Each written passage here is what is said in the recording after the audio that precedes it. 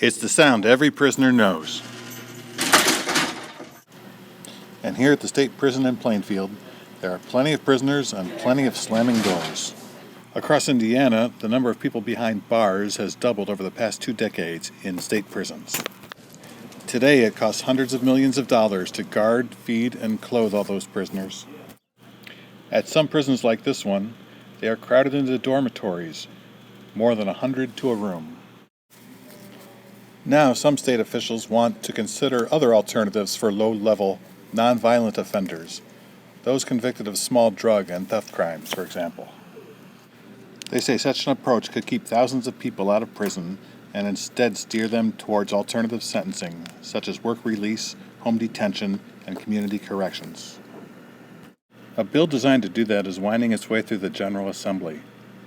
It also aims to overhaul the state criminal code for the first time in 3 decades to make punishments better fit various crimes.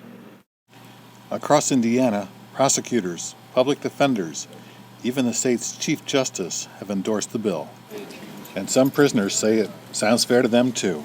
I definitely think that the time that drug cases carry is far too much. Most of the time, you can come in with a first-time offense and still end up with 10 years in prison. But you can go out and molest a child, rape someone, assault someone, and end up with 2 years less. I'm not going to say some people don't deserve to be in prison, but some people probably could learn their lesson going to home detention or work release on, a non-violent crime. But the bill, which passed the Indiana House last month by a wide margin, just hit a bump on its way to the Senate.